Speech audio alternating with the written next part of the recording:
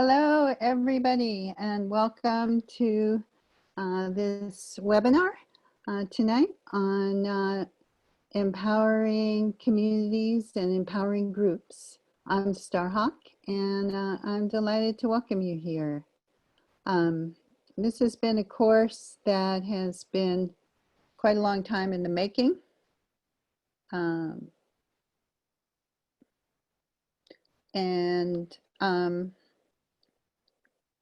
I'm really excited that it's actually happening. I want to just start with some thank yous. One is to Allie Galaxy, who is producing this webinar tonight and has also helped with all the social media and all the promotion for it. Thank you, Allie. Allie's here, and Allie is going to be checking the Q&A because I am not a great multitasker. I can't talk and read the Q&A and answer questions at the same time. So I notice there's one up there now, and maybe Allie can answer that for you. I want to thank Diane Perazzo, who once again has volunteered to do the closed captioning so we can make this accessible. And later on, we'll have a couple of wonderful people to introduce to you who are our assistant teachers. And one of them is online right now, Malik Coburn. And I want to thank them all for joining me here. I also want to thank all of you for coming and showing up. It's very exciting how much response we've had to this topic, and I think it's something on a lot of people's minds. And I want to start by saying thank you to the land.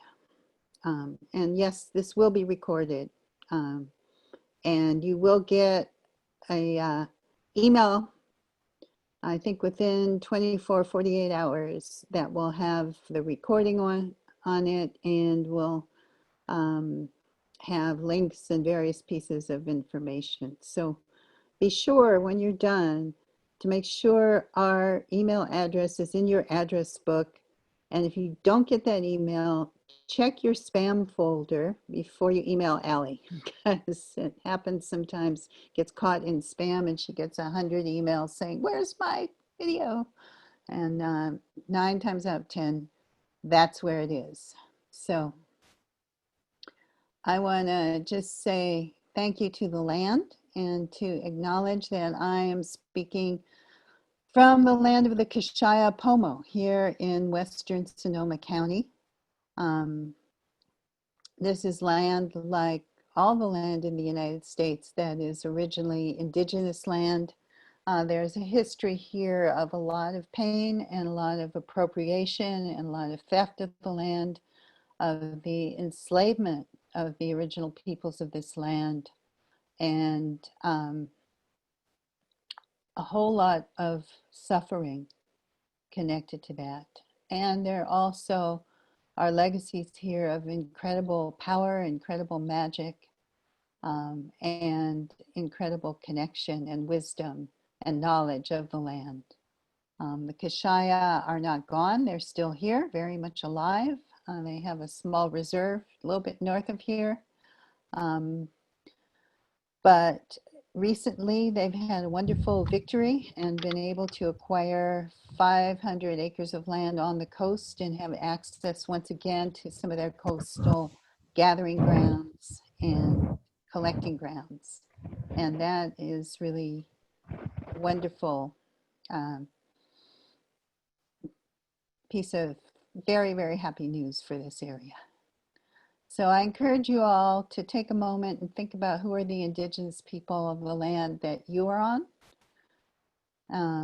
and to just quietly say a thank you and a blessing, and acknowledge, you know, for most of us, we are guests on this land. We're not on the land of our ancestors. And to be a guest is a position of great privilege. It is a position of responsibility for showing up, for being a good guest, for being a respectful guest.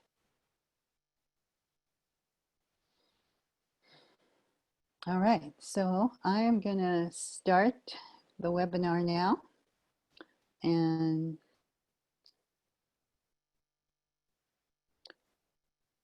do that by sharing my screen with you all. Allie, I think you have to enable my screen sharing.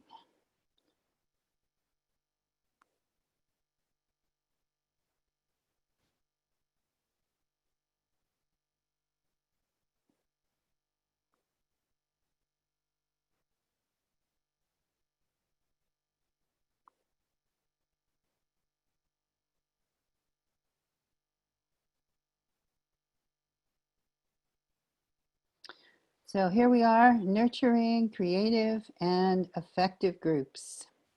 And this webinar, and I will say this webinar is also the introduction to what will be a longer course that is based on the Empowerment Manual, a guide for collaborative groups.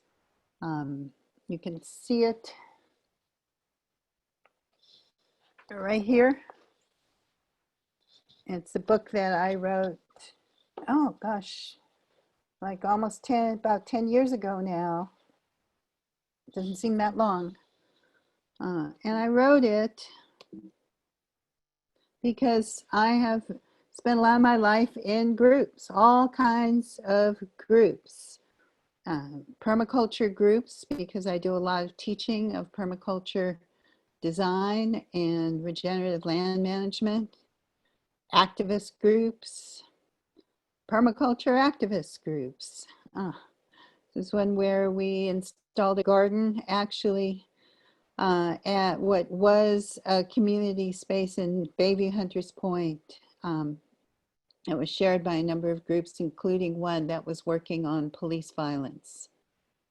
Intentional communities, living collectives, education and advocacy groups, classes, spiritual groups, spiritual activist groups, all kinds of groups. But what they share in common is that pretty much all of them were horizontal. They were not, they didn't have a central control or a leader. Even the projects that we've done, they were groups that were non-hierarchical, groups where everybody had a voice and everybody was part of making decisions. Groups can be wonderful places. They can be peaceful, they can be nurturing, but more often they tend to be rather turbulent.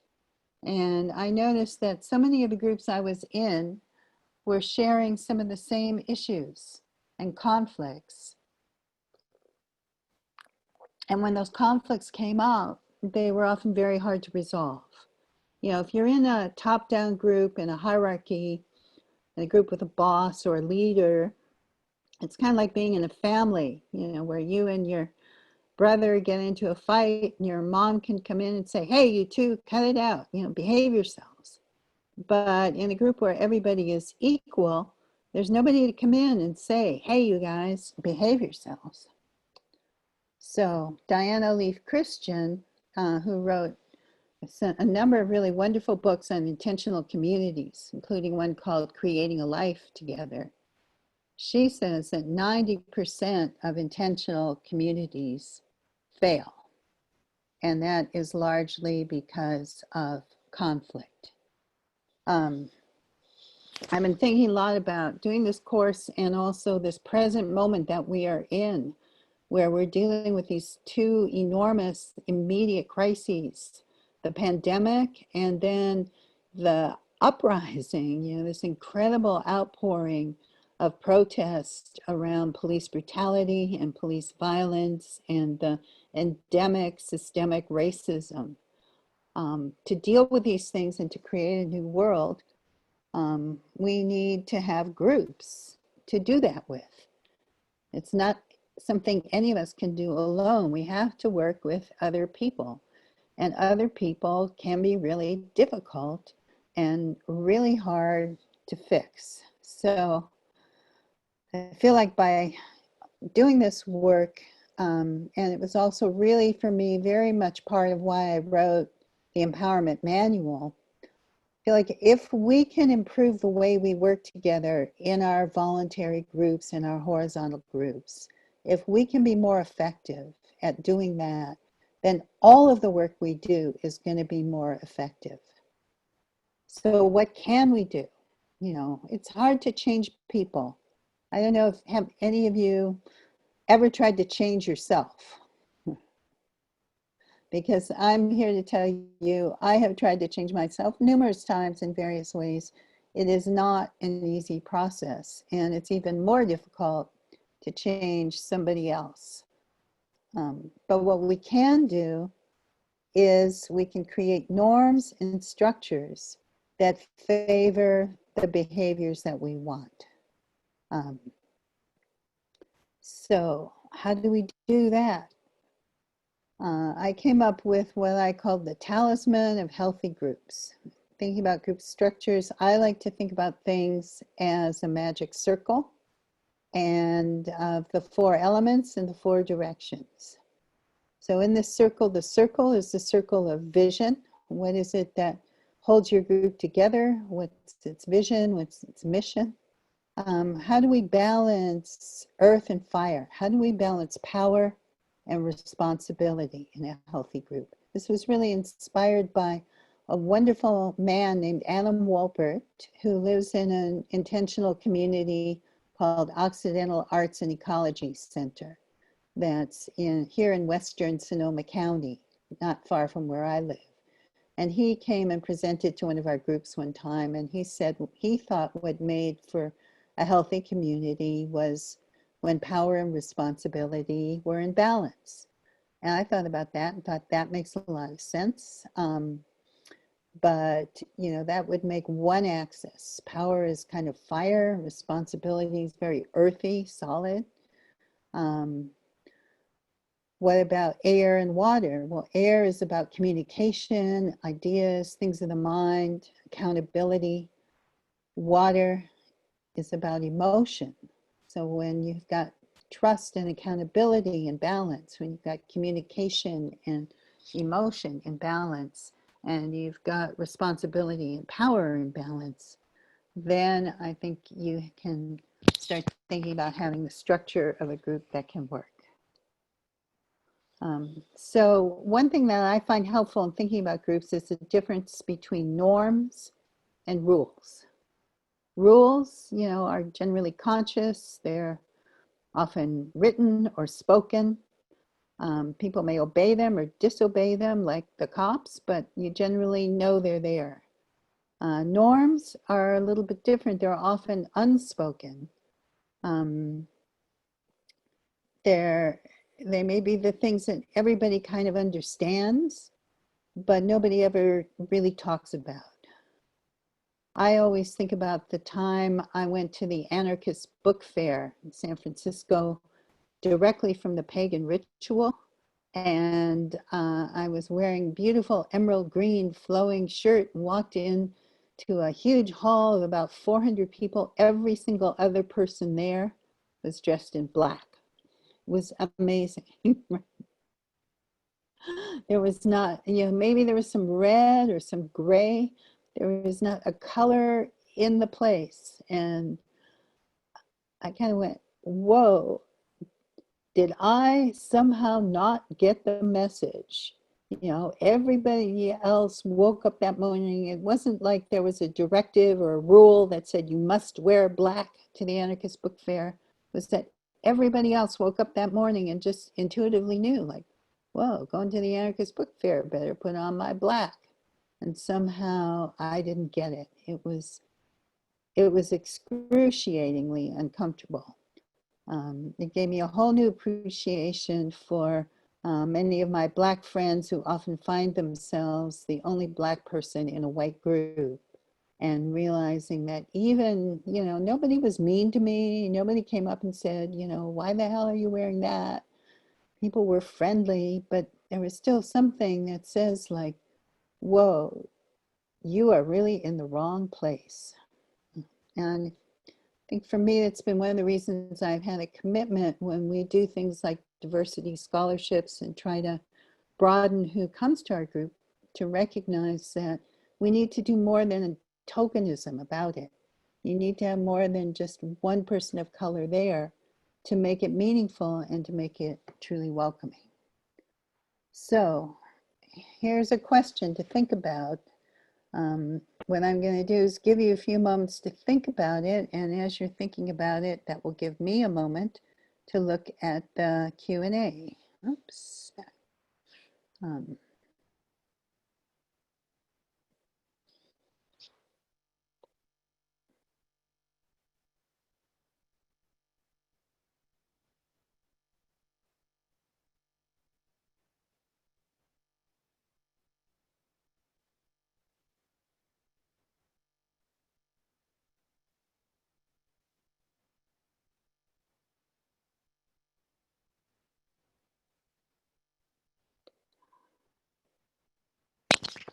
Okay.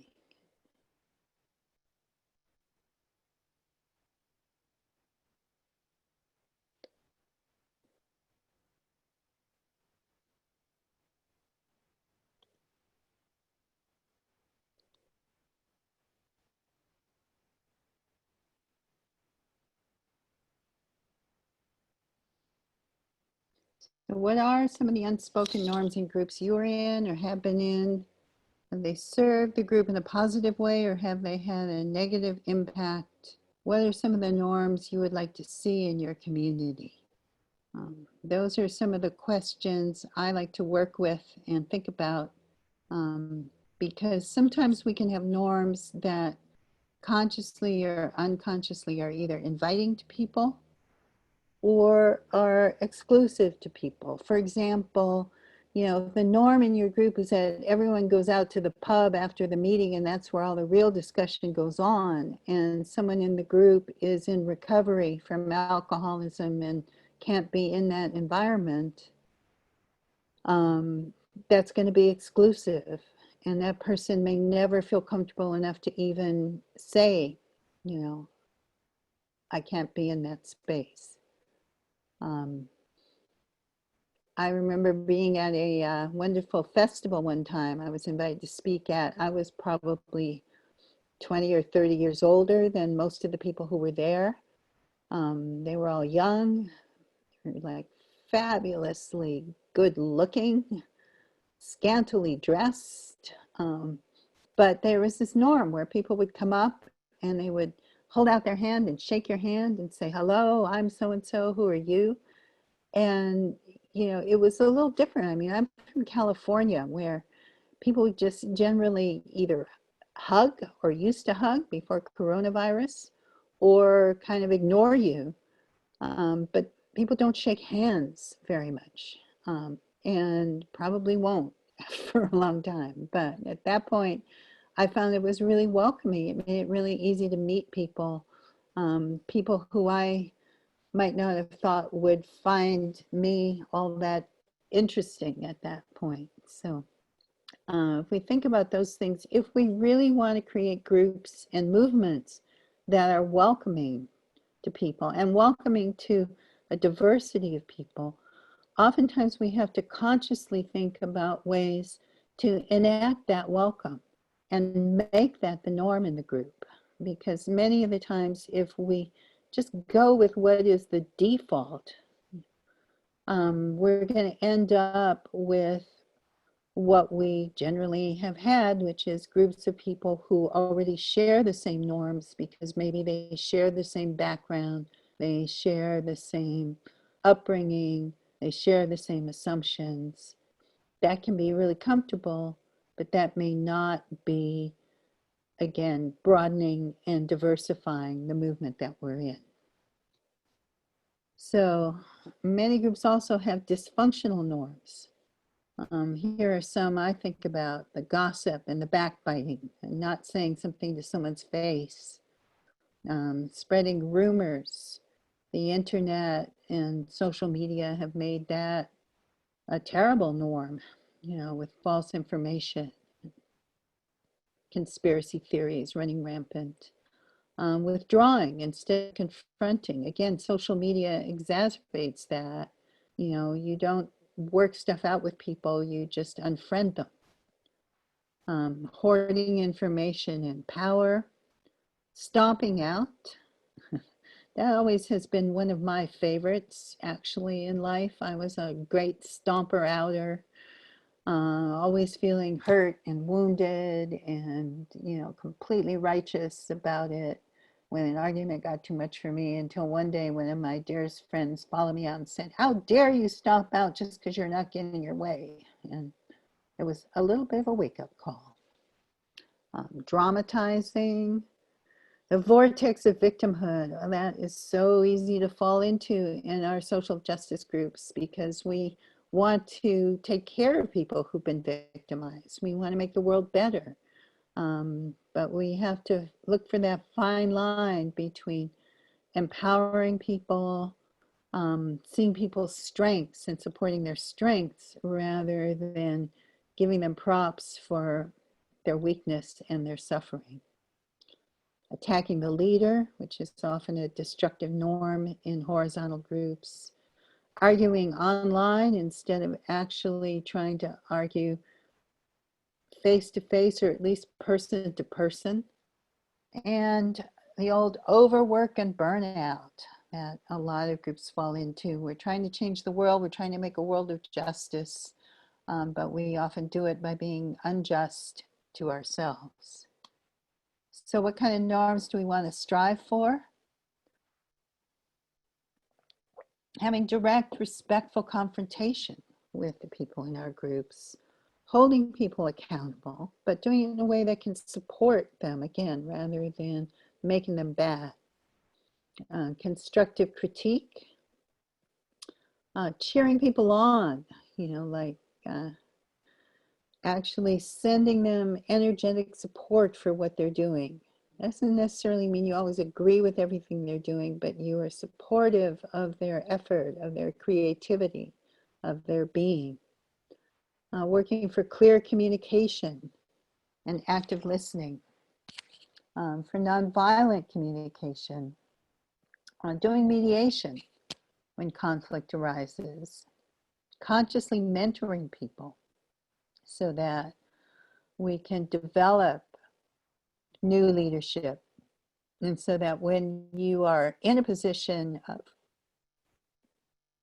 responsibility in a group, you're training somebody, mentoring somebody to take on your job. And I always say to do that while you still love what you're doing so much you can't imagine you'd ever not want to. Doing self-care and having some fun. All of those are norms. And if we think about those norms and we try to build them into our groups, then again, we're creating conditions that are going to favor the kinds of behaviors and interactions that we want. And for me, this is part of what I bring from permaculture, which is, of course, a system of ecological design.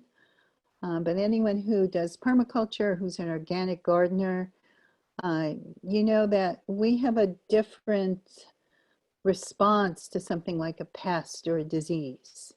You know, if it shows up in a conventional garden or farm, you know, the conventional response is like, nuke it, kill it, you know, find the poison that'll get rid of it.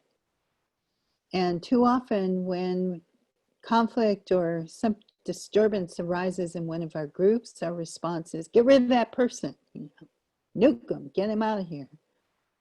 But instead, in permaculture, in ecology, in regenerative farming, we see that as information. It says something's out of balance, something's out of whack. What is that? How can we create different conditions in the garden that are going to favor the beneficial bugs rather than the ones that are going to eat our vegetables? How do we, you know, what are the conditions that are causing this disease organism to spread? And how can we change those conditions? And we can think about that in our human groups as well. So going back to our talisman of healthy groups, let's take a look for a moment at power. I always say there are many different kinds of power. There's power over, that force, the cops, the boss, the one person or a group of people have the power to control the resources or use force to compel other people to obey them. There's power from within, that power that arises when we're planting something or growing something, or we're joyfully experiencing something, or we're taking a risk, we're standing up and speaking truth to power, like so many people have been doing over the last 10 days. That kind of power is not limited. If I have that power, it doesn't mean that you don't. In fact, if I have the power to do something like write or sing or dance, it might inspire you to write or sing or dance. It's not a zero-sum game. There's also power together, that power of solidarity. Again, that power that so many people are experiencing right now out in the streets with the protests, standing up together and demanding a change and demanding accountability. And there's also power under, a kind of control through weakness, through passive aggressive control. That comes up a lot in personal relationships. I know maybe some of you have been in some of those where the person who is the biggest complainer or the biggest victim or the most damaged determines all the parameters of the group. It's different from the kind of solidarity we want to give. Sometimes we might say, okay, if we have different people in the group who are differently able, let us pick a place that everyone can get to, not a place that, only the most physically fit can show up and get to. That's the kind of solidarity we owe each other. But power under tends to be more manipulative. And finally, there's a whole arena of social power, which comes in two flavors. There's earned, kind of social power that arises when you know something, when you actually have experience at something that you can share, that arises in a group.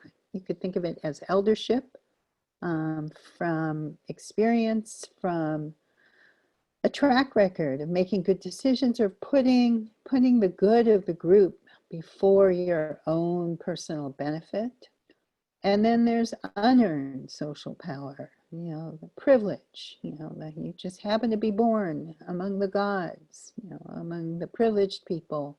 Those things about you that, you didn't have any choice in, like your gender or your skin color or sometimes your social class, that confer a bigger voice, that get people to listen to you more, that maybe lets your voice carry more weight. I think in our groups, we want to create groups where people can fairly earn social power and can do that in a variety of different ways. So it's not just, the smartest or the best looking or the one who can work the longest hours, but there are many, many ways that different people can earn social power and feel like they have earned the esteem of the group. And we want to try to do away with unearned social power and privilege, because that makes the group less smart. If we're putting our faith in someone, not because they actually have the best ideas, but because of some extraneous factor, we're not going to be making the best choices. So one thing that will destroy groups and societies is power without responsibility. I was thinking about who exemplifies this, and I thought of old Mark Zuckerberg here, who has really refused to take responsibility for the amount of power his social media platform wields in the world and the voices that it amplifies. Um, and it's also kind of sucks when you've got responsibility without power. Group, when you feel like you are carrying the world on your shoulders, but the group has not given you the power that you need to actually do what needs to be done. So what we want to try to do is balance power and responsibility so people gain power in the group, whether that's social power or that's actual formal decision-making power, by taking on and fulfilling responsibilities and by owning mistakes. And when we have complainers, one way to handle that is to ask them to take responsibility for changing the situation or suggesting improvements. What I'd like to do is stop the screen share for about 5 minutes right now and just see if there are questions or responses in the Q&A to some of this. So I'm seeing from Gail, consensus takes so long and I find unsatisfying. What other forms of meeting agenda works well? That is a whole other course in itself, and hopefully we will get to that in the 3-week course that's going to start next week. But I will just say briefly, for consensus to work, it can work really well. When it does work really well, it's a wonderful, empowering decision-making method and creative group thinking method. But for it to work well, people need to be trained. They need to share some common values. And it needs good facilitation. If you don't have those, then I favor something I call Bob, best of both. And it kind of came to me from seeing in some of the Occupy groups that they had intuitively hit on what I thought must be one of the most frustrating forms of decision-making ever invented by human beings, that combined the worst of voting and the worst of consensus. Because the best of consensus to me is not that everyone agrees, it's that everyone shapes the proposal by putting in their ideas, their enthusiasms, their concerns, their strong feelings for or against, and then the group works on it together to craft something that best meets everybody's needs. I think if you do that part well, you can then just take a majority vote on it and you'll have done the best part of consensus. So that's what I call Bob. Take the time to craft the proposal collectively, and then in the end, again, if you don't have the conditions to make consensus work, just take a vote. I see in our community garden group, some members value hard physical work, so the norm is that background supporting work is undervalued by these volunteers. How can we address this? What a good question. I would say one thing is just to name it, and to also name, that it is natural when you're gardening. Yeah, hard physical work is a great gift, but to really consciously acknowledge that not everyone has the capacity for the same level of hard physical work, and that there are other gifts that people might bring. So maybe having a discussion in the group about what those gifts might be and how the group can actually acknowledge them. And thinking of groups, I like to think about any kind of group as an ecosystem, that there need to be many different niches in it. And in order for those, for the group to function, all those niches have to be filled. So the hard physical laborers may be, like the elephants of the group, but you also need some giraffes and some owls and some gazelles and some lions and some other things for it to really work as an ecosystem. Direct, respectful confrontation. I will say more about that as we go on. And I see, just to note, a lot of these dynamics and power aspects can be framed within a white supremacy culture construct that framework would be in great service to this moment. White supremacy culture is affecting us all. I think some of those dysfunctional norms have been sort of identified as part of, part of this structure. The structure of white supremacy is a structure that basically says some people are of value and other people are not. White people are highly valued and Black people are devalued. And that is a structure, think about it, it's like living in a house with a rotten foundation. I actually believe that even though white people seem to benefit from it, it actually is not beneficial because it's like living in a house with black mold or something. Maybe that black mold's just in the basement and you've got, the servants in the basement and you think you're fine living in the upper levels, but it's actually permeating the whole atmosphere of the whole house and it's poisoning you as well. And part of that poison is this idea that you are supposed to be perfect, you're always right, you are entitled, you have an authority that other people don't. You are supposed to be perfect in everything you do, and it is destructive in a different way to white people than it is, the clear, blatant, life-threatening destruction that it is to people of color.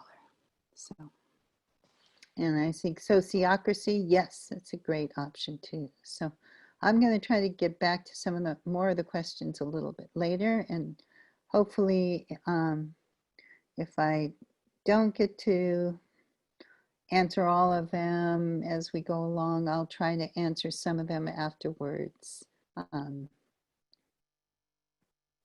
So back to the screen share. Someday I will get this all so it's completely seamless, but there we go. Somebody asked to see the wheel again. So I'm gonna, all right, it's not letting me back up, I'm sorry. All right, so we looked a little bit at power. Let's look at communication. When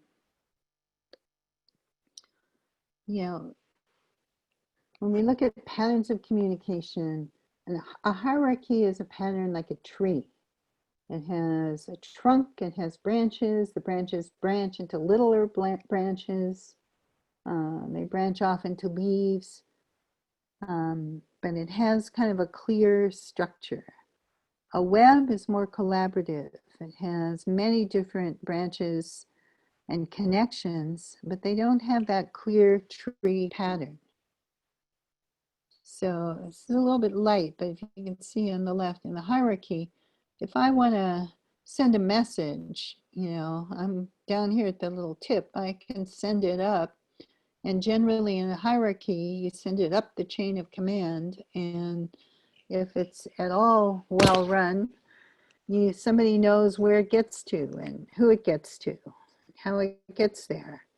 In a collaborative group, it's much more complicated.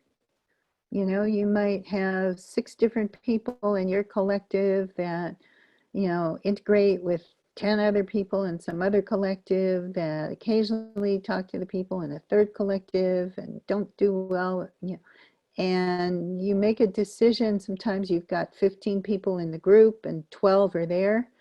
It's hard to remember which 3 were not there and who didn't hear what decision got made. And people get left out of the loop.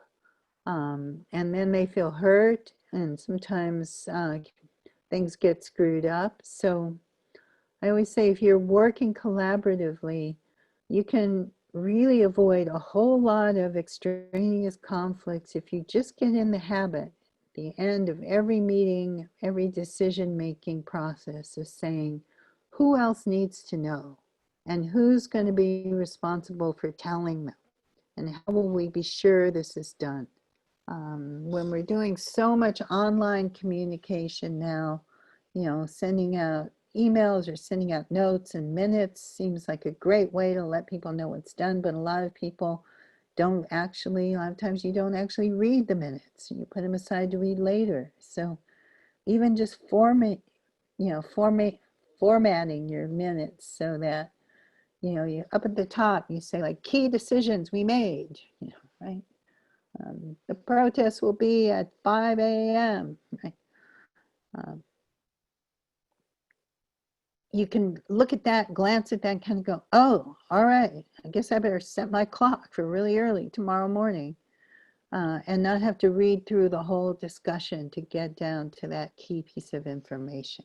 So thinking about communication, thinking about how to clarify this lovely knot of web-like nodes and interactions and things that we're doing more and more of these days, again, can really help keep things flowing smoothly in groups and helps build trust in the group if you know that people are going to communicate clearly with you.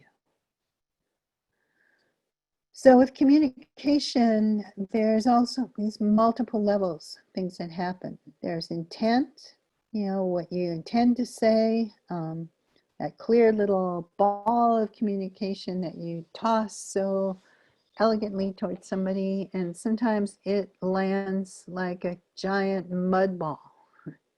And this happens a lot around communication. I think when we're trying to deal with diversity, with issues like racism or sexism, we might have a good intent, but not realize that the impact of something we say might be hurtful. Just the classic thing is the white person who goes up to the black person, grabs hold of their dreadlocks and goes like, ooh, let me feel your hair. Well, maybe their intention is warm and fuzzy and they're just innocently curious. Although if they're older than about 6, you would hope they would have learned some boundaries and manners. But that communication carries with it the weight of hundreds of years of white entitlement to black people's bodies. It's the same, with men and women. Maybe, guy who comes up and gives you a hug, or maybe just, again, his intent might just be genuinely warm, but he's not being conscious, that there are, again, hundreds, thousands of years of men's entitlement to access to women's bodies that makes that innocent gesture land like with the force of a sledgehammer. So we need to think carefully about what our intentions are, but also we need to be responsible if somebody responds to us and says, hey, this is what the impact actually was. I'm not just defending our intention, but acknowledging our impact might be really different. And then there's the question of text and subtext.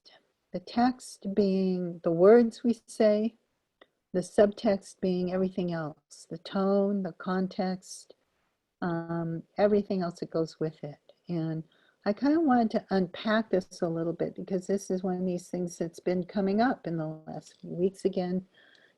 As so many people say, Black Lives Matter. And, I have been very heartened at just the whole discourse about racism and racism being structural, being systemic, and that we actually need to do something and confront it, and that Black lives do matter, has just grown in leaps and bounds over the last 10 days in ways. I mean, this is an issue that I have been working with, struggling with as an activist for probably 50 years, at least half a century that I've been on the streets and doing things, and I have never seen so much gain so quickly as we've seen in the last 10 days. I was reading the New York Times cooking page, and there it is. It's like, well, we're the cooking page, but we just have to say that, racism is systemic and Black Lives Matter, and somehow or other we want our recipes to be relevant to that. That is a sea change in consciousness. But at the same time, we're still hearing people say all lives matter. And I think one of the ways, if you need to challenge someone around that, one of the ways is to talk about the text and the subtext. The text of Black Lives Matter, the words, 3 words, Black Lives Matter. It doesn't say only Black Lives Matter. It doesn't say Black Lives Matter and white lives don't. It doesn't say Black Lives Matter and police suck. It just says Black Lives Matter. And the context for that, the subtext, is this entire history and this immediate presence of incredible violence against Black people and brutal murders like the one that we've seen of George Floyd, like live on the internet. Breonna Taylor being shot in her own house, Ahmaud Arbery gunned down. I could go on and on and on about that. That's the context. That Black lives are in clear and present danger at this moment, and we need to affirm that they matter so that we can change this whole structure around it. Now, somebody responds to that with all lives matter. It may be because they are hearing a subtext that if Black lives matter, your life doesn't. That's not what's being spoken. It's not the context, but I think that is the context that some people do hear. And somebody said this much better than I can. I don't know who, but I saw it years ago on the internet. It just said, look, when you say save the whales, it doesn't mean trash all the other animals, right? If we say Black Lives Matter, it doesn't mean nobody else matters. But then we have to kind of interrogate this a little more deeply. So is it like, are we as white people who have white skin privilege, are we actually so insecure that, is value such a zero-sum game that if Black Lives Matter, somehow that must take away our value? Only if we're invested in having more value, right, in that structure of white supremacy. And I think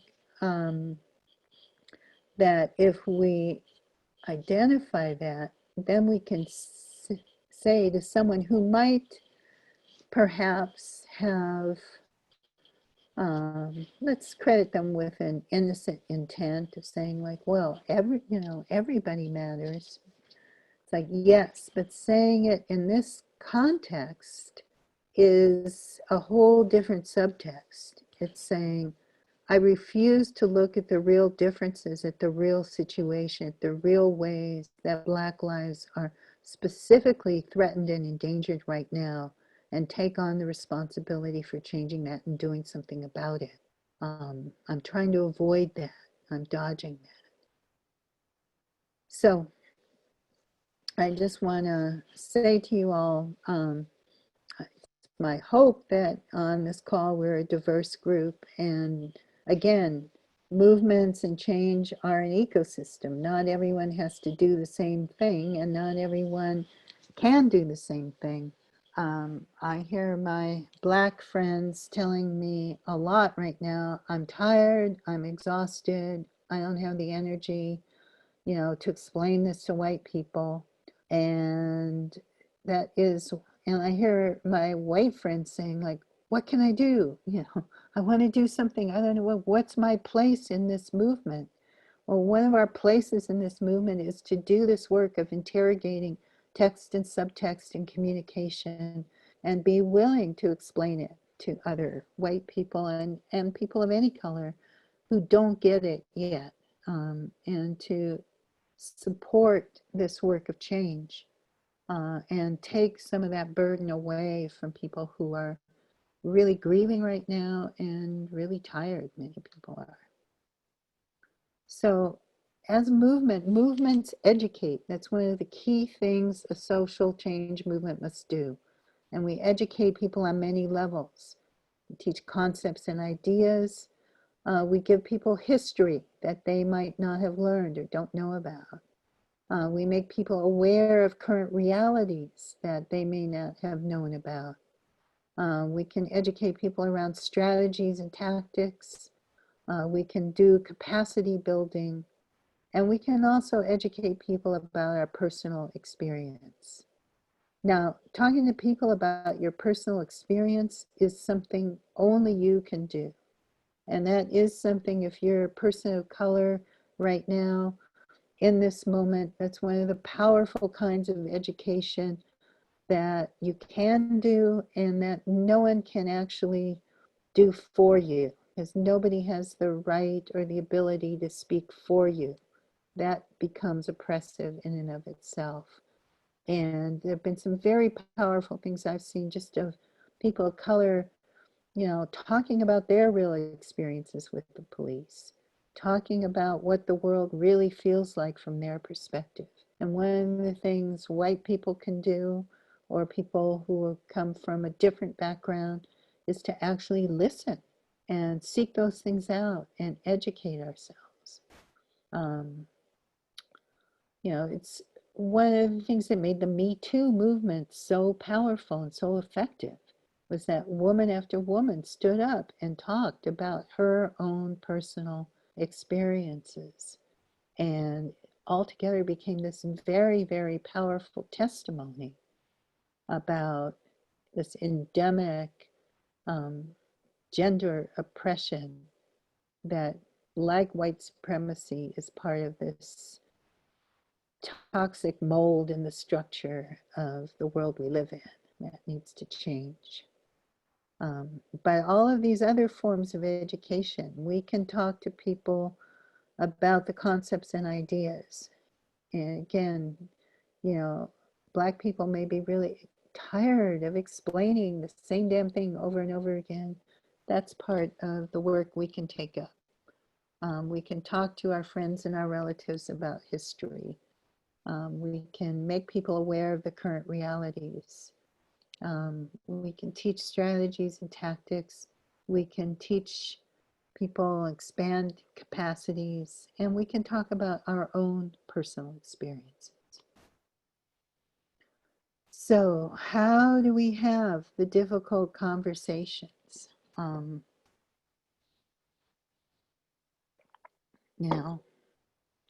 How do you talk to your Aunt Louise who posts on your family group and Facebook, why is it only white people have to be ashamed of their heritage? Like, where do you even start with that? Well, the first thing we do is listen, and listen for the underlying feelings. And when we think about what are feelings, feelings are pretty simple. They're happy, love, scared, joyful, sad, angry, bored. They're different from concepts. So, maybe listening to Aunt Louise, and again, if you're the person of color in a situation and it's someone on your group who's saying that, if you have the capacity, the patience, the saintliness to do this right now, I give you credit, but no one should expect you to at this moment. Right? The human thing is to go, right? But if you're the white person, maybe what you can do is find within yourself that capacity to listen to Aunt Louise and say, like, what's going on with her? Is she scared in this moment?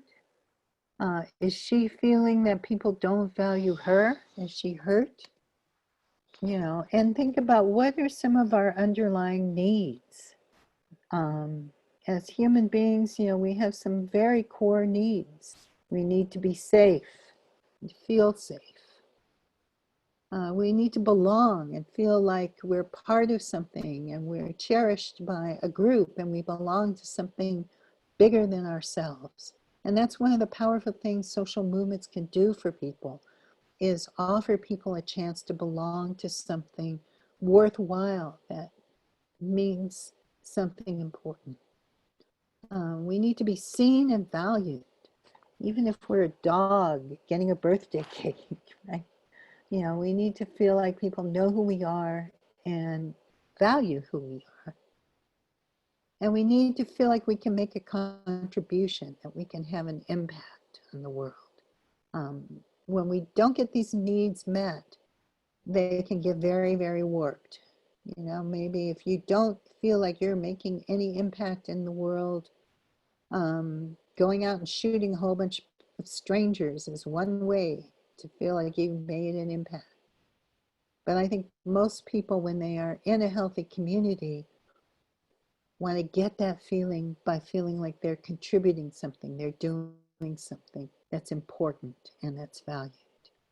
So if you're thinking about your Aunt Louise, what is she feeling? Maybe this statement is coming out of a feeling from her of not being valued. It may go back to deep stuff in her childhood or whatever. It may go back to clinging on to that scaffolding of white supremacy that she may not even be consciously aware of, but feeling like if that gets knocked out, from under her feet, it's like, what's she going to hold on to? We can reflect people's feelings and needs back to them with empathy for the feelings, not necessarily for the conclusions. You might be able to say something to Aunt Louise like, I hear like this time is maybe a little scary to you, and you're feeling like your culture isn't valued.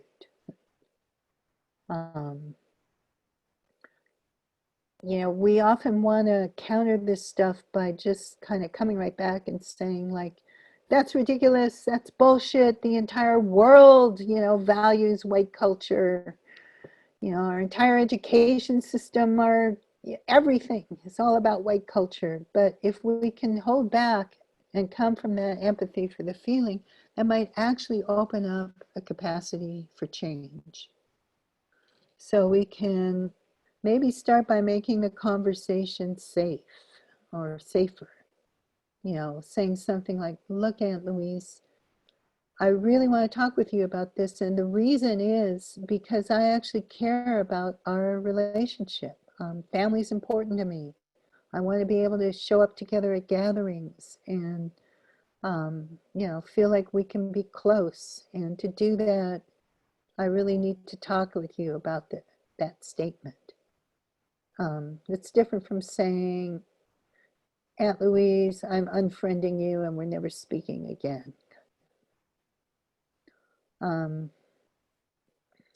Then there's the reflection. There's a guy named Chris Voss who has a great master class on masterclass. He's actually a hostage negotiator. And he talks about certain things you can do in negotiation. I found it fascinating. But one of the things he talks about is what I call the computerized psychiatrist. It's the thing of like taking the last couple of words that somebody says and repeating it back as a question. So Aunt Louise says, why are white people the only people that can't be proud of their heritage? And you say, proud of our heritage? It seems stupid, right? And it's easy to make fun of, but try it sometime, because what happens is then people start to tell you more. They don't necessarily change, but it's a great way to draw out information. And you can contribute to that then by adding additional questions, like, um, what is our heritage?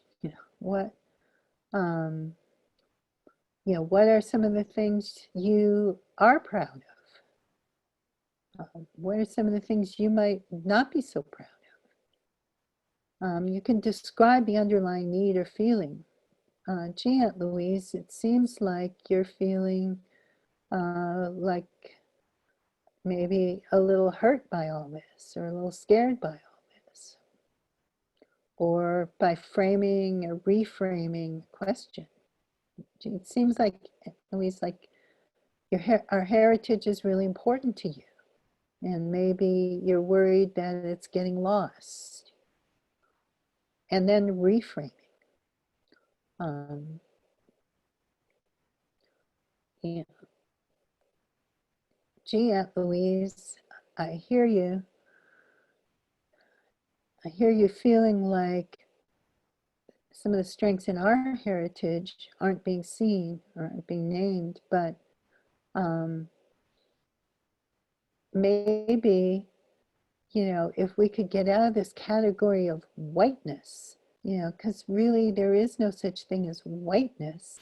We could look at it and realize, well, we're Irish, we're Italian, we're German on great grandpa's side, and our great grandparents, they had to lose all that to come here to America to be in the melting pot.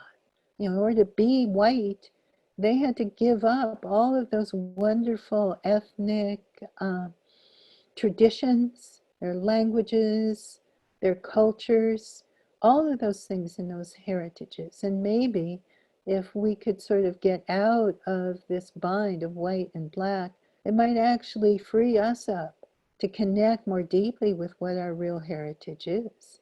And actually in Europe, there is a whole heritage. There were thousands of peasant rebellions all over Europe, time and time again, from medieval times onward. That's part of our heritage. Standing up for justice and demanding our rights, that's also part of our heritage.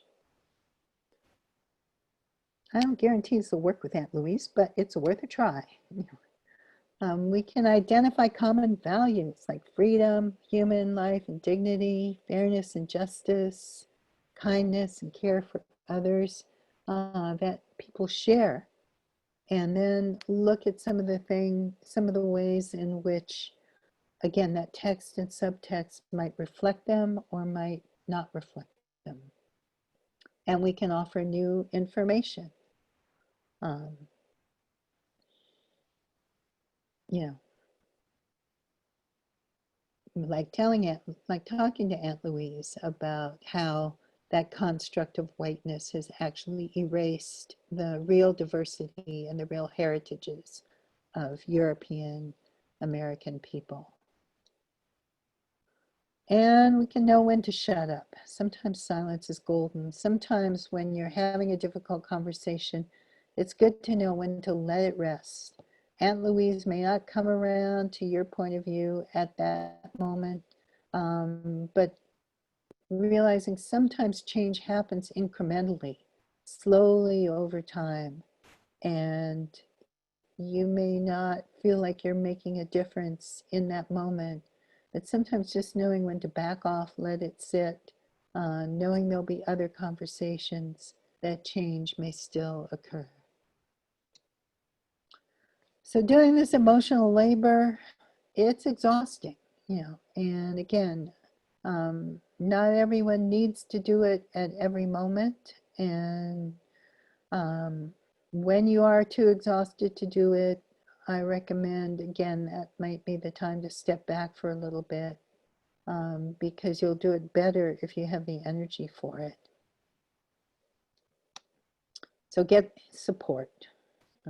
When lots of us are doing it together, then we don't all have to carry the whole weight at any one time. We can share the weight, we can step out for a moment, we can take a rest, take a breather, someone else can step in.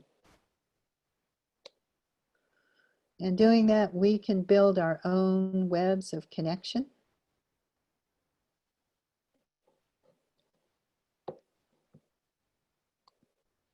And ignite change. So here's a few resources. The Empowerment Manual, you can get it from New Society Books or other places on the web. It's also my website, Earth Activist Training. And our Empowering Collaborative Groups class is going to start next week, June 15th. It's going to be a 10% discount for any of you who've been on this webinar in the next 48 hours. And you'll also get an email with this afterwards. So what I want to do now is introduce you to Sunshine and Malik and give them a chance to say hello. They're going to be student teaching. And then open it up for questions and discussion. So Malik, you want to say hi? I'm going to stop the screen share. There. Amazing. Hello, good evening, everyone. My name is Malik Coburn in occupied Potawatomi territory, also known as Chicago, Illinois. And I'm really thankful that you all are here and am very excited to share space in the coming weeks. And Sunshine, you want to say hello? Hi everyone, Sunshine Claymore here from Standing Rock Reservation in the Dakotas, and I'm grateful to be a part of learning deeper on how we can empower more collaborative groups in our society in many ways. Thank you guys. Thank you. So I'm going to look at the questions now. I see Kitty says, at Gaia Community, my pagan UU church, we operate by consensus. People who feel strongly enough to block are asked to come up with an alternate proposal. That's one good way to get people to take responsibility for, countering something that other people want to do. Yeah. And again, like oftentimes in a church or something where you do have those common values and you do have the opportunity to teach and train people. Again, the wonderful thing about consensus is that it really does give people a chance to feel like every voice is heard and every voice is valued. Gail says, time and time again, I feel that women's ideas comments are overlooked until a male voice is the same. Yes, that's one of those really common patterns with women and men, with people of color. It's one of the ways that privilege operates. So again, if that's happening in a group and it's a group where you have the capacity to do this, sometimes it'll happen in like a work situation that is a top-down hierarchy and you may or may not have the ability to really confront it. But if you do, like really talking about it, noting it, and seeing if you can talk about it when it's not happening and get the commitment of the group to really become aware of it and to take responsibility. So it's not the woman who has to point this out, but it might be men or other women in the group who might sort of say, hey, Henry, I don't know if you noticed, but Mary Jo just actually said the same thing 5 minutes ago. And we didn't listen to her, but now Henry said it and everybody's listening. Can we just be aware of that? And it's part of how, when we think about how do we change destructive norms, first you have to make them conscious. Then you have to get a commitment to change them. And then it's going to take practice. It's like, I don't know, like flossing your teeth or something, right? You're gonna have to start doing it and maybe you're gonna forget for a few days and then have to remind yourself to do it again and do it again. But eventually you'll get to where if you don't floss your teeth, you feel really uncomfortable. And I think the same can happen with shifting our patterns of communication.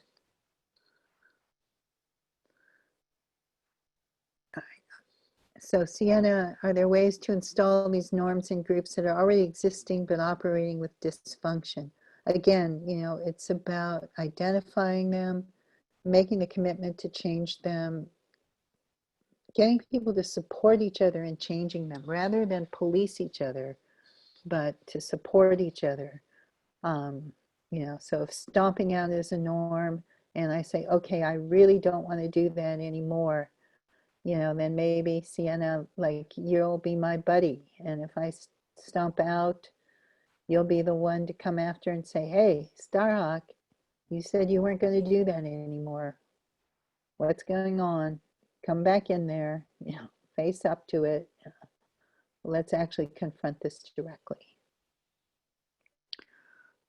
Marion says, where do you draw the line between a person who's just whining and a person who wants to express feelings and wants them to be taken into account?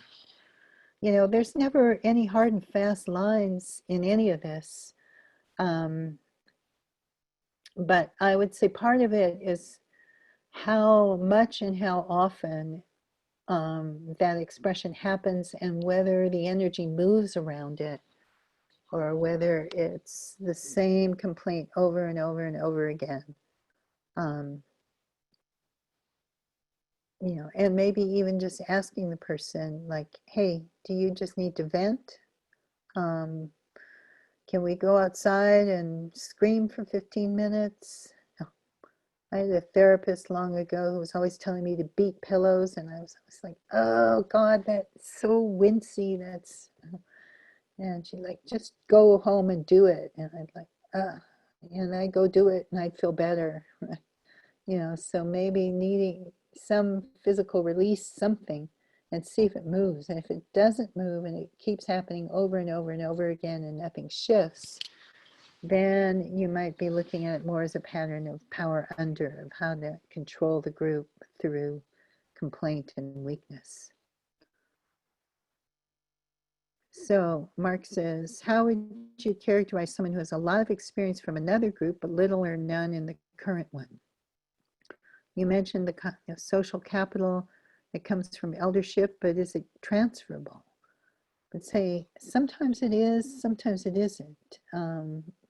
That's one thing we say over and over again, permaculture is, it depends, right?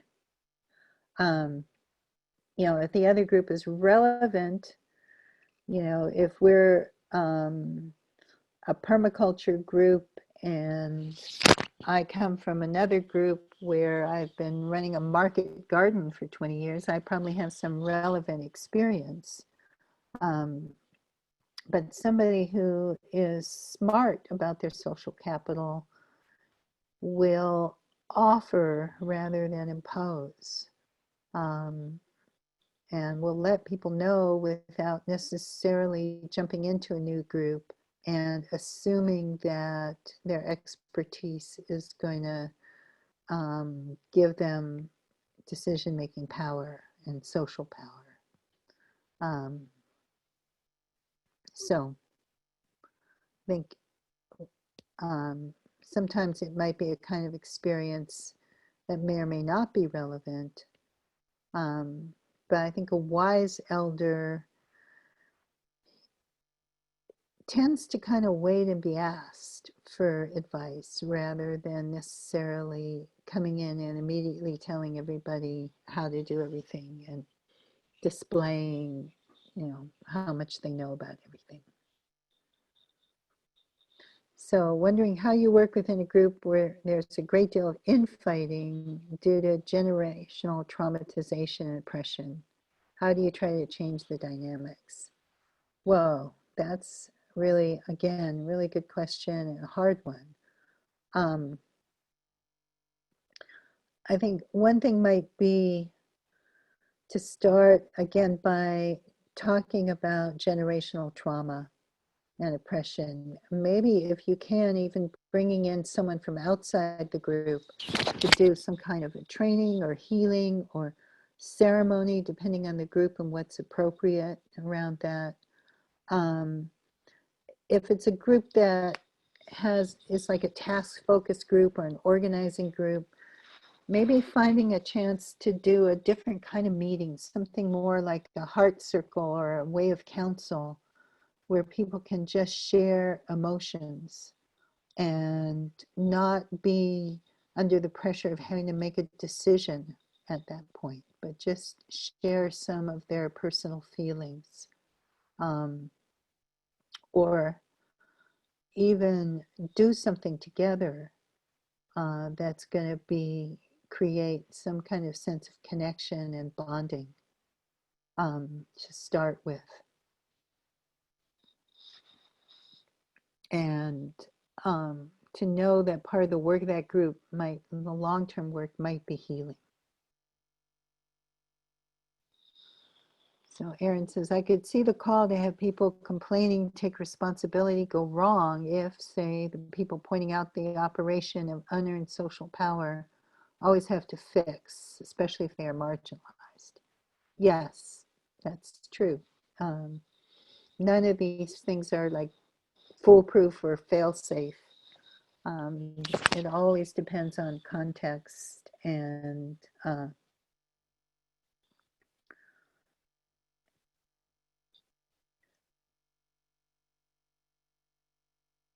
yeah. Any suggestion how to create more positive norms in a group if you're the only one wanting to make these changes and move away from destructive norms? If you're, Caitlin, if you're truly the only one, that might not be the best group for you. Sometimes, again, it's that knowing when to quit. You know, if you have another ally in the group, if there's somebody else in the group, maybe if you can sound people out outside the group and see if there are actually maybe other people who aren't saying so openly, but who actually would like to shift some of these norms, then you can start to work with the group. But if truly you are the only one and everyone else is perfectly happy, then you might want to find a different group to work.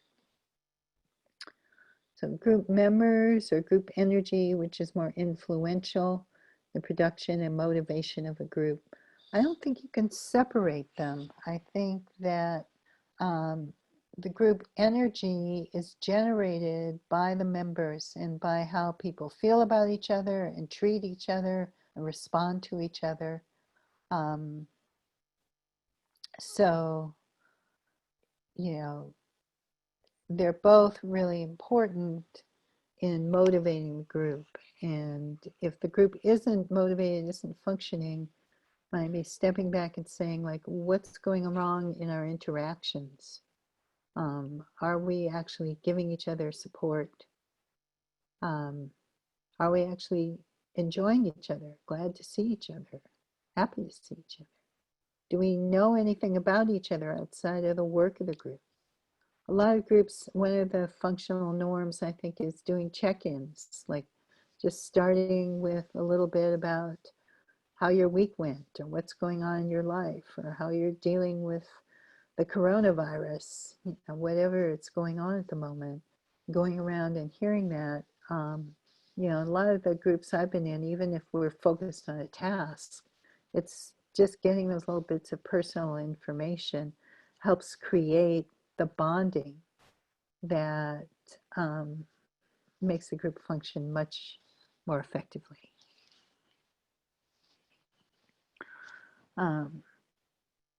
Can you talk about the intersectionality between social justice, power systems, and climate change? Yeah, I'd say the same system that is so brutally enacting power over on the bodies of Black people and people of color is the same system that is enacting violence on the earth. And it is the same powers that are so devoted to enforcing that system of inequality that keep us from doing what we need to do to address climate change. Because truthfully, the things that we need to do to address climate change are actually mostly really nice things.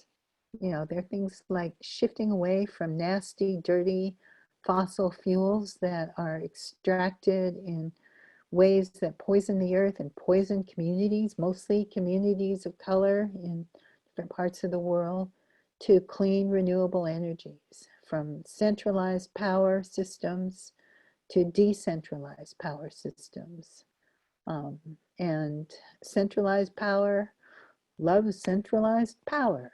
You know, resist that decentralization, but we can decentralize our electrical and our, you know, transport power and our energy power. It's part of also decentralizing our other sorts of power. Um, and, you know, I think we really see this with the coronavirus, with, you know, it's like become so blatant right now that the same people who are the science deniers about the virus and who are um, eager to get the whole country back to work and send people back to the meatpacking plants that are hotbeds of infection without any safety precautions because they're trying to tell us all this is a hoax. You know, that is white supremacy, that is racism in action, because the people who are doing that work and who are on the frontline workers are predominantly people of color. And those are the same science deniers that are so adamant that climate change is a hoax and it's not happening and we shouldn't have to change or shift anything to deal with climate change. So I'm hopeful that if we address these big structural issues, you know, when we address these big structural issues of racism, that will also open up, you know, it's like knocking down the holes in that moldy wall and letting the fresh air in.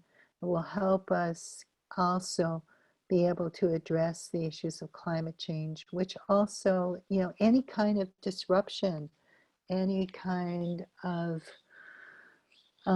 mass disaster is always going to fall hardest on the people who have the least resources. And often those are the people who have been oppressed and been kept down, and that's why they have less resources.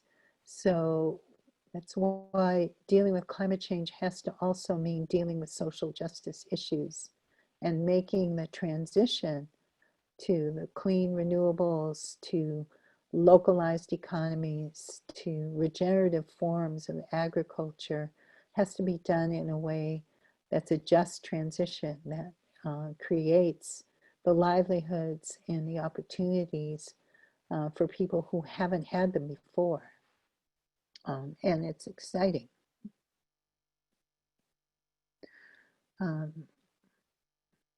So Sean says, how can one attract more women of color in a predominantly white group? I would say maybe first look at what else is happening in your community. You know, what are women of color in your community already doing and organizing around? And is there a way your group can show up and support that work and lend some of your resources and sort of lift up that work that's already happening? And in doing that, you'll start to build relationships.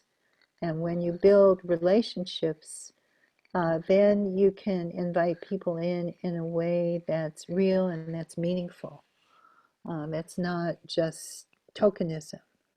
If you're planning something like an event or a gathering or something, invite people, you know, bring that diversity into the planning rather than just looking around at the last minute and going like, oh no, we don't have any people of color. My dear friend Pandora Thomas, who also teaches with us in Earth Activist Training, you know, we used to almost laugh or cry about how often groups would come up and call her and say like, Pandora, we're having our convergence tomorrow and we don't have any people of color or youth. Can you bring some? kind of like as if she like kept a chest full of them, in her backyard and could just pop them out for occasions. We don't really want to do that. We want to build meaningful relationships. So, and I think, Brooke, I think that also speaks to your question about inclusive engagement, not just token people of color. What we've done in Earth Activist Training, we offer diversity scholarships, and we do have some for our upcoming online courses for people of color. And we've done a lot of fundraising, a lot of work to try to make sure, when we bring people into a group, or a class, that we don't just have one or two, that we can fund 5 or 10 or more, so that we've got enough people that it shifts the whole culture of the group. And that makes for a much richer learning experience for everybody who's involved. Jessica asks, when born in privilege and asking for forgiveness, can it be taken as sincere? I would say, you don't have to be forgiven for your birth.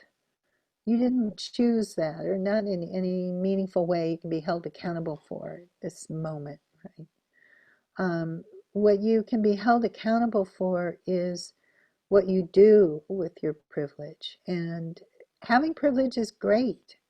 It basically, you could think of it as luck, although, the downside of that luck is sometimes it's luck at someone else's expense, which we don't want. But if you have resources, if you have a platform, if you have the ability to move around and do things, all of that is something you can put to the service of making a world of greater justice.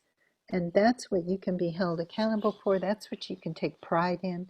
And you don't have to be forgiven for that. You can be appreciated for that.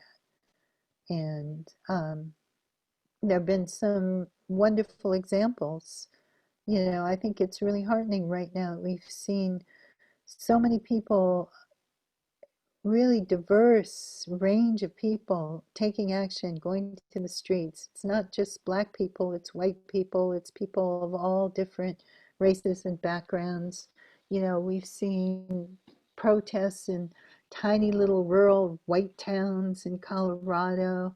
We had a great little protest in Sebastopol, our local town here in Sonoma County. It's mostly white, but it was beautiful. I was there the other day. Just young people who had organized it and people just standing up. And that is meaningful, and that's important to do. Elena says, sometimes there are tasks which our group agrees need to be done, but no one wants to do them. Oh, yes. And we don't want to coerce each other. How to best handle such a situation while also getting the necessary tasks done. I think maybe first acknowledging, okay, nobody wants to do this. What are our choices? We could see if we could recruit somebody else who does want to do it. We could say, if nobody really wants to do this, do we want to do this piece of work? We could draw lots, flip coins. We could rotate who does the unpopular task, so that no one person gets stuck with it, but it circulates around. But just, acknowledging that, and then, finding some creative way to deal with it.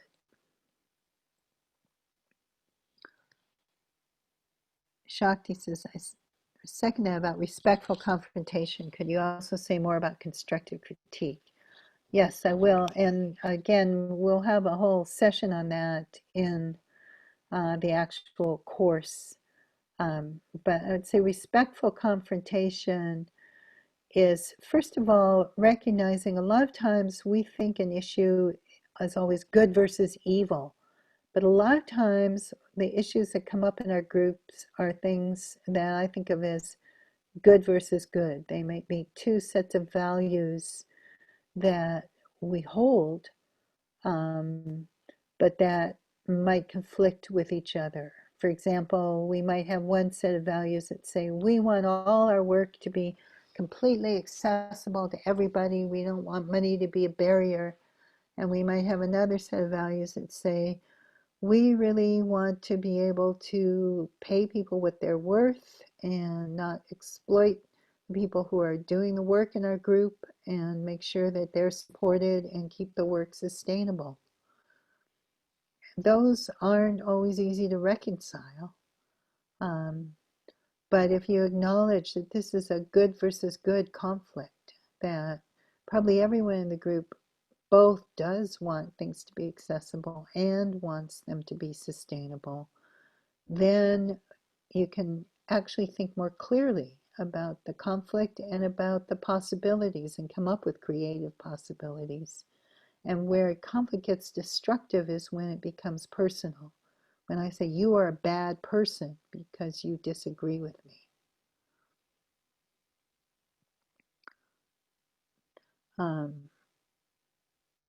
Will you address how groups best manage strong dysfunctional personalities? Oh, I will say it depends how dysfunctional. If the group creates a set of functional norms and expectations and holds them for everybody, then that gives you leverage for dealing with somebody who's behaving dysfunctionally.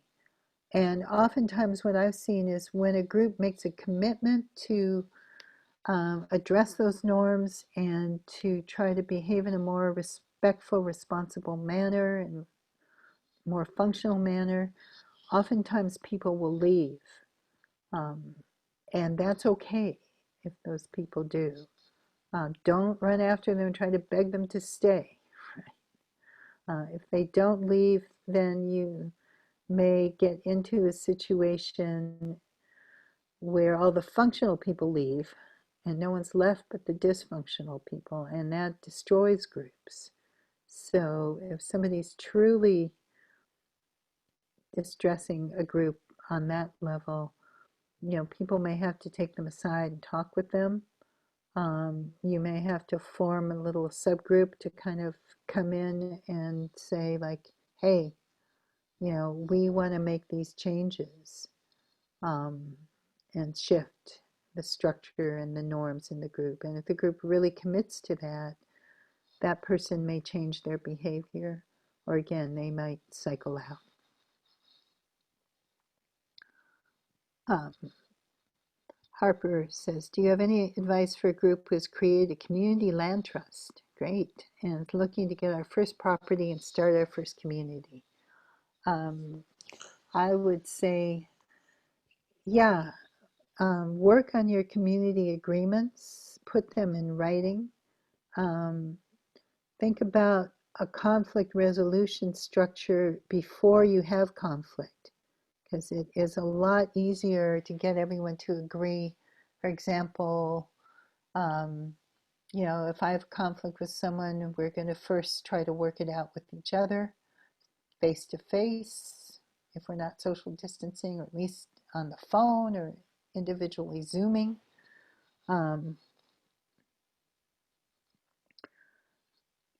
Then if we can't do that, we'll ask a friend, then we'll have mediation, whatever your structure is. But if you agree to that, it's easier to get people to agree to that when you're not having conflict and you all madly love each other and you think you'll never have any conflict, than it is to try to put that in place once a conflict erupts. And when conflict does arise, because it does arise, it will arise in every group, because we're humans and that's the way we function. Recognizing conflict doesn't have to be destructive, it can be creative. But again, see if it is a good versus good, if it is a conflict of conflicting values that really the group holds on both sides. And if so, can you come to a creative resolution? if it's a conflict that's really incompatible, if you've got the people that are deeply committed to doing holistic management grazing and the people that are devoted vegan animal rights people, their values may be so conflicting that they just may not belong in the same group together. It's easier to acknowledge that at the beginning um, than to wait until the end. I see that we are just about over time now, and I see we've got a bunch more questions. I'm willing to stay on and answer some more. Whoa, there's a lot more questions. But I just want to say I know people are going to have to leave, and that is great. Thank you all very much for coming. Thank you again to Allie and to Diane. And again, we are going to be doing a 3-week course where we can go more deeply into all of these things.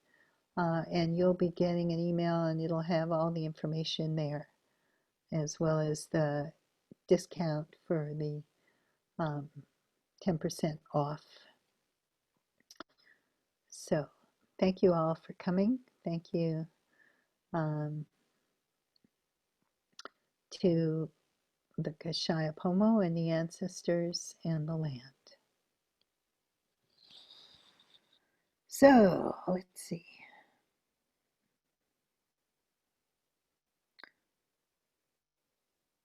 What role does spirituality play in collaborative groups as well? I think it can be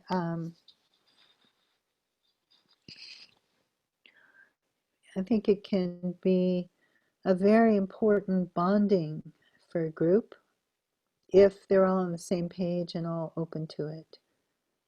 And it can be important to think about how to be inclusive with spirituality, but just having that time to share together in some kind of deeper way, in some way that's not just verbal, is important.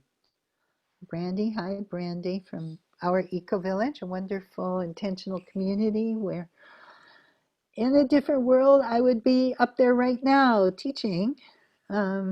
Says Canadian awareness, First People's Lives Matter. Yes, absolutely. Indigenous lives matter. And that is part of Black Lives Matter as well. At this moment here in the US, it's really a focus on what's been happening in the Black community. And that is so front and center that we really want to give it its space and its moment. But again, it's also important to realize that the same forces of racism also play out against Indigenous people, against other people of color, and play out in many different ways.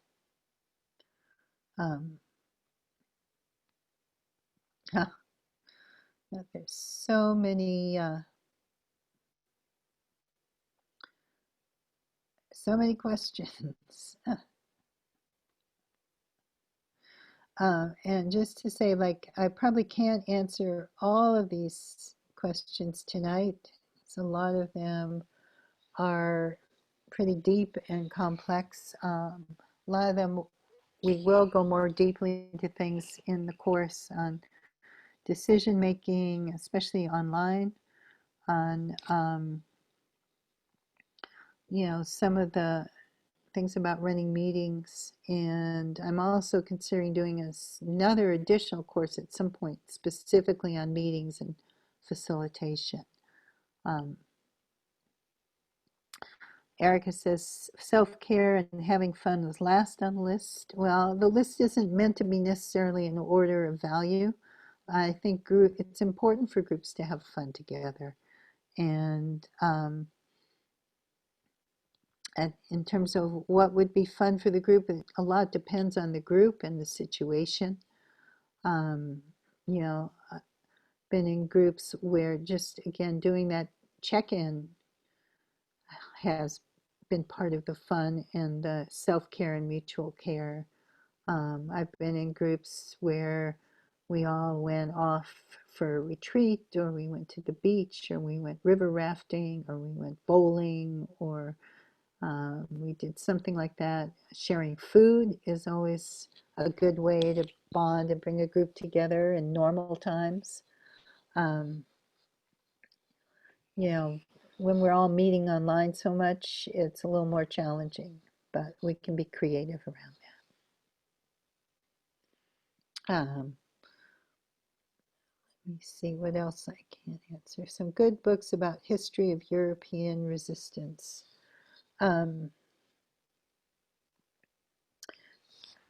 Terry, I will try to put a couple into the email that comes after this.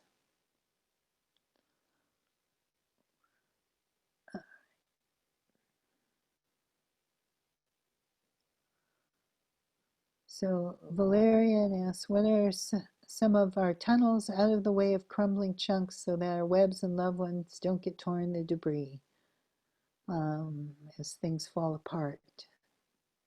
I would say some of those tunnels, you know, the wonderful thing about these moments of intensity and protest are that often out of it we make relationships with people, and we find people that we can trust and we can connect with, and it's important to nurture those relationships. I think if you can find ways to provide for people's real needs, there's a lot of groups now that are doing things like growing food, starting gardens, all of that. Those are great ways to start building some community resilience. Um, and that will help sustain the web.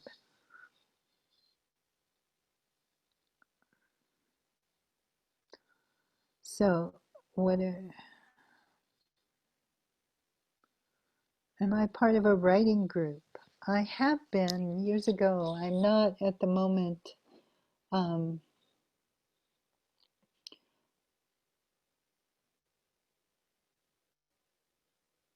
I think with like writing groups or creativity groups, it helps to have a convener or facilitator. It helps to have like some kind of structure for sharing kind of roughly equally. And it helps to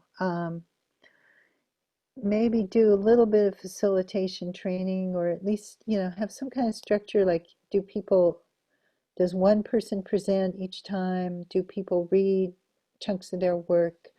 Do people know who's going to read? Are they supposed to read each other's work outside? All of those things can help. And also having some agreements and doing some work on constructive critique um, about what people need from the group. Do they need, you know, really strong, intense critique, or do they mostly need emotional support? Um, Newer writers and people who are just beginning might really just need, you know, encouragement. More experienced writers might really need some strong, real specific ideas about what works and what doesn't work. Deborah says, please, can we have the screen of how we can respond again? That was so useful.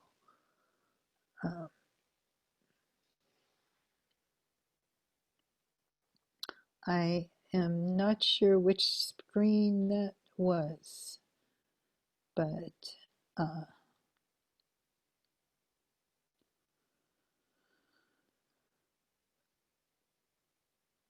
but you will be getting a recording of the whole thing with the email, or a link to the recording, so you can go back and look at it at your leisure.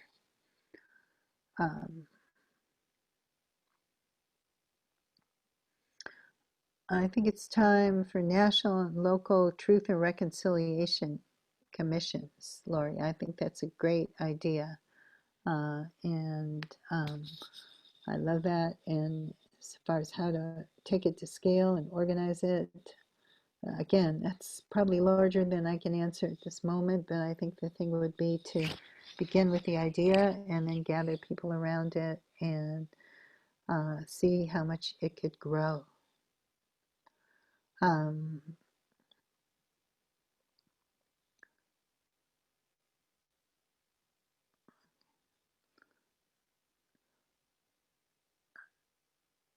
See, I'd like to know, what advice can you offer someone who will be leading a group of younger people of a different religion? Um, I would say, listen, and when working with younger people, more than telling them something, I think it's important to give them a space to talk and to be heard and to talk with each other. And to do that, it doesn't really matter what your religion is. People, if they ask you, I think be honest about your faith. Um, so I'm seeing that I still have 50 unanswered questions. I don't think we're going to be able to get to them all, but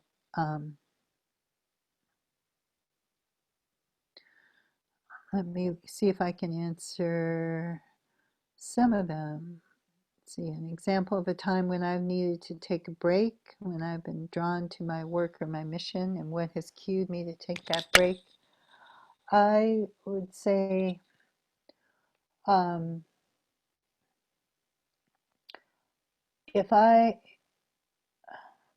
when I start really getting irritable, like when I start wanting to snarl at perfectly nice people, um, I know I need to go spend some time by myself, no matter what else is going on. And, when I find myself feeling like my smiling and smiling has become a grimace, that's my cue. Like, Starhawk, go take a break and don't talk to anybody for a few days. And I think it's important to be able to recognize that and give yourself the permission to do that.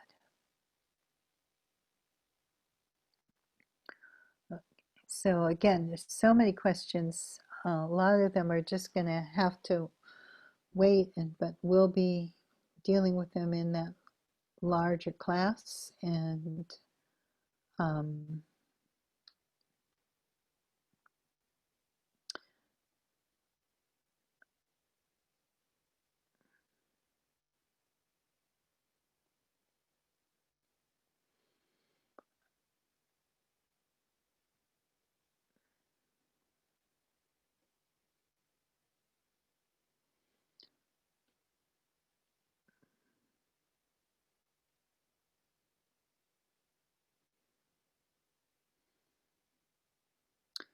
so Amanda says, I'm a white person who's worked on racial justice, protesting for 10 or more years, but many of the workspaces I'm in wasn't until just now that space opened to dive into this. How do I participate without feeling like I'm virtue signaling and just starting this work?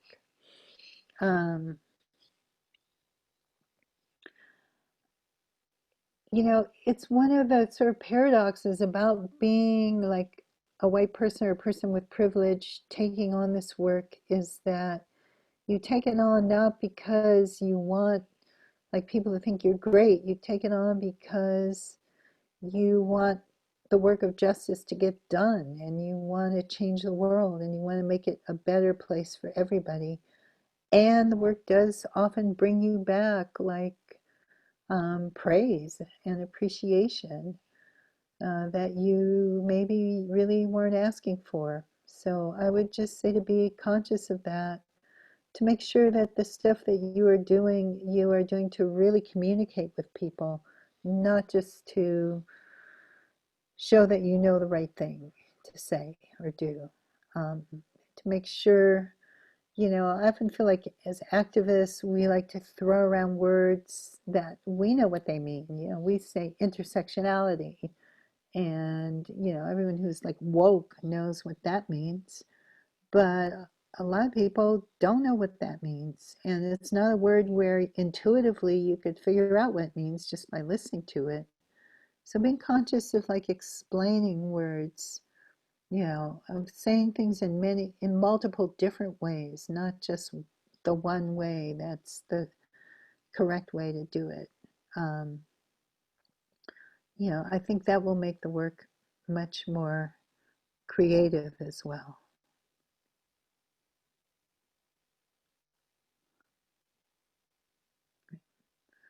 Um,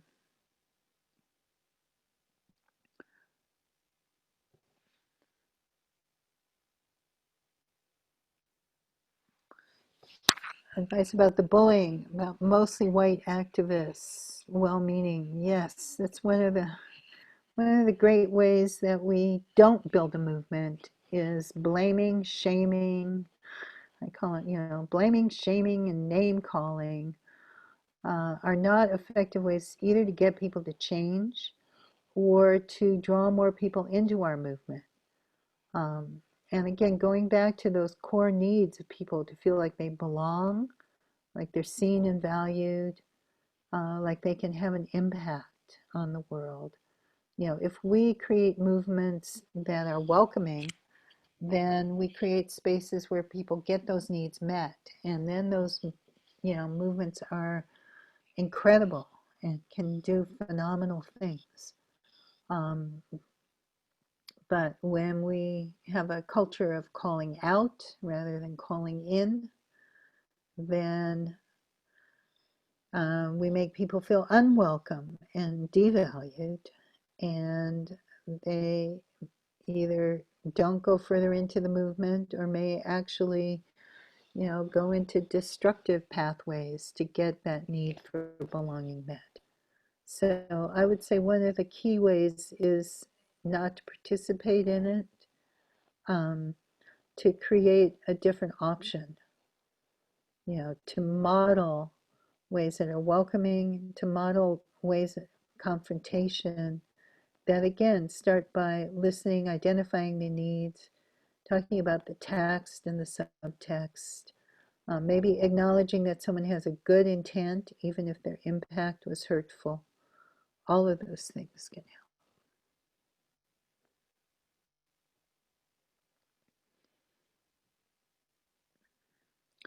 Zay says, how do you entice someone who really doesn't want to talk about feelings and repeatedly undermines soft skills trainings by leaving early or not showing up at all to participate?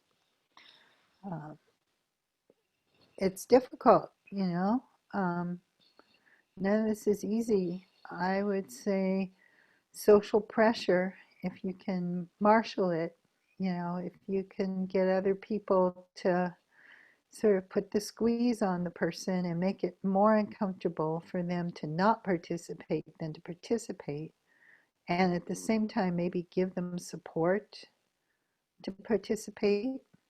Sometimes you can get people to come, calling them up and personally saying, Joe, like it's really important that you be at this meeting because your perspective is really, really needed there. Um, I've gotten people have gotten me to come to meetings I didn't want to go to by saying like, Starhawk, if you don't show up at that meeting, everybody's going to talk about you behind your back, and this is what they're going to be saying. So, um,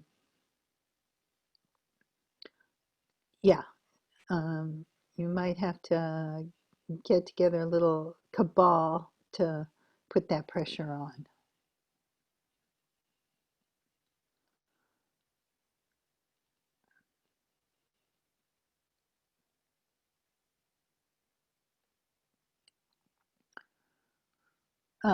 Kate talks about forming, storming, norming, and performing. Yes, there are different cycles groups go through, and that's one way that they, groups often have a honeymoon period. Then they start to wrestle with these power issues and conflict, and it's once you've gone through that and you learn that you can have conflict and come out the other end, um, and do it creatively, that a group actually develops that deeper sense of trust and can really function.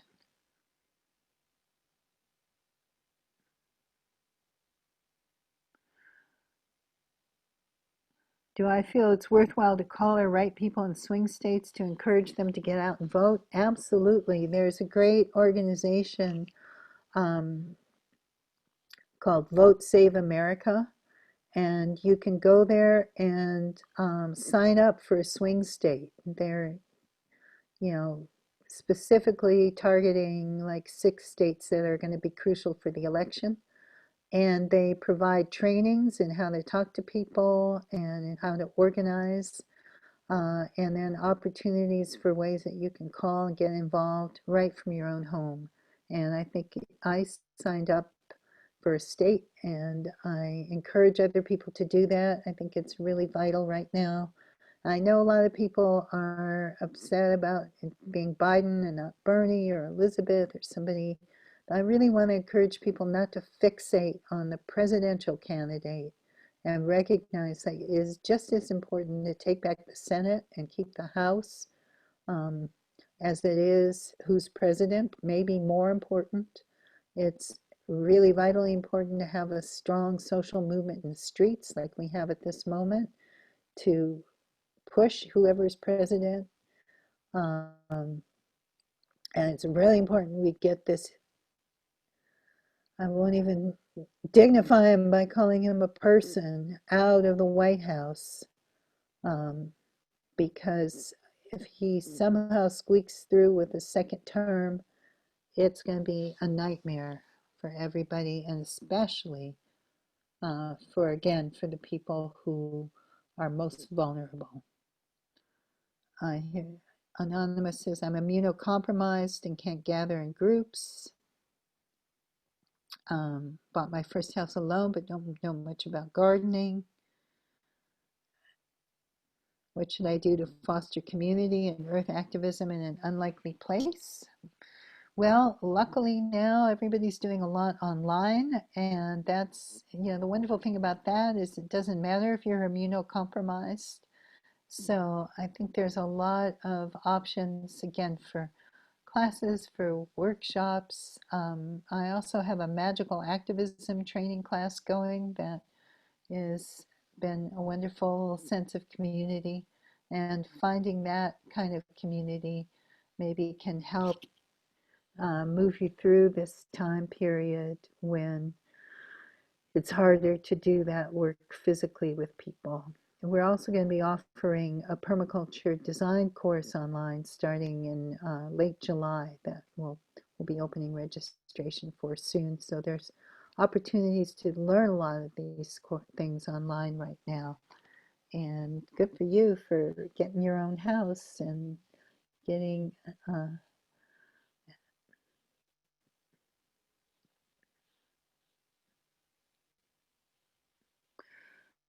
someone says, in one of my fiction books, there were scenes of horrific violence. What was my artistic decision including them?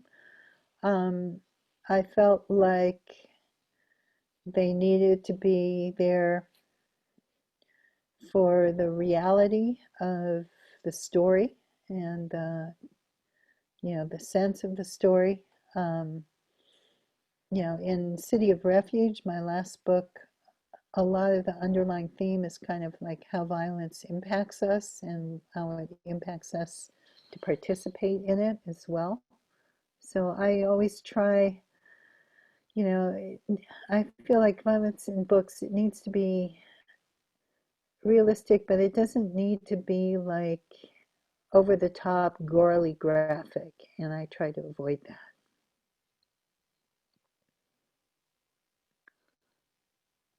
Let's see. Kohenet Elisa Halev says, a Jewish woman who very much wants to work with people of color in gardening, both as food source and spiritual nurturing and healing through working the land. This feels hard to find in my community. I don't know where your community is, but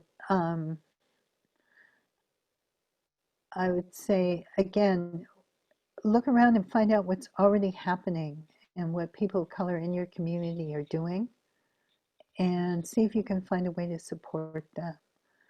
There's a wonderful woman named Leah Penniman who's in upstate New York, who has a farm called Soulfire Farm, and requests reparations to help fund land for people of color, and does training and teaching. And you might look into that as something to support and to organize around. And again, it's by doing that, then you start to build the relationships that are so important. Mikoto was asking about how do you make decisions online when somebody is asking something urgent on Facebook. I think it's really helpful for groups, again, before an urgent decision comes up, to have an agreed upon process for how you're going to make that decision online.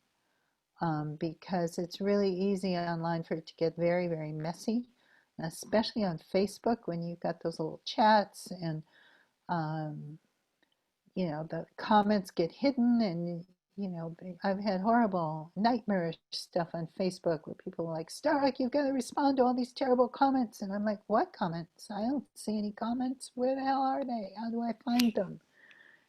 So I would suggest, if decision really needs to be made for a group, to have something outside of Facebook to make it, or to have a real agreed upon process. Like, we'll put the decision out. Again, on Facebook, you don't even know whether people are seeing it or not. We've done it on listservs much more effectively, where we'd say, okay, if we need to make a decision, we'll put it out. We'll say you've got 48 hours to weigh in on this, and if you don't weigh in, we'll assume that it's okay with you. If there's someone who really needs to be involved with that decision, to make sure you email them personally, or call them, or Zoom, or ping, or personal message, or something to make sure that they actually see the thing, because it's so easy for it to get lost online. Okay, I could go on for a long time, but I feel like I want to be respectful for Diane, who's so kindly been volunteering to close captioned, and we're now like half an hour over time. So I'm going to have to say goodnight to you all. Sherry, I see your question about outside agitators. I would say it's not always easy to know who is an outside agitator and who isn't. There have been many times when I've noted people in our groups that I thought, if they weren't outside agitators, the forces that be were missing a great recruit, because they were being so destructive. But I would say that many times the same structures and norms and expectations that make for good behavior in general are going to also make for they're going to also make it more difficult for those outside agitators to do their work, because many times the way that they function destructively in a group is by those negative kinds of norms we were talking about and practicing them. So, how do I think working class works within the issue of white people learning about racism? I think class is part of it. And, part of the way that racism works is by convincing white working class people that they have a vested interest in keeping black people down, because then they can be more up. And it's actually very, very destructive to working class solidarity and to raising the level of the working class as well. Because it's when we all get together and we say we're not going to leave, we're not going to push anyone down to the bottom of the ladder. We're all going to rise together, that we have the kind of power we need to transform the situation transform the culture. So, thank you all. Again, you'll be getting an email with the recording of this, and I apologize for any questions that I didn't get to answer. But I hope that some of you will come and join our longer class, and we'll have more time to delve into these things. We're going to do our best to make it participatory and give people a chance to get to know each other and interact with each other. Your email will also include information on other upcoming stuff, including we're going to have a summer solstice virtual bonfire for my birthday, which is coming up in 10 days on the 17th. I'm going to be 69 years old. Please, no crude thoughts about that number. It's just a number, and everyone gets to be 69 if they live long enough. So I hope to see some of you at that as well. And thank you again, everybody, for coming tonight. Thank you again, Allie and Sunshine and Malik and Diane. And we're going to say goodnight now.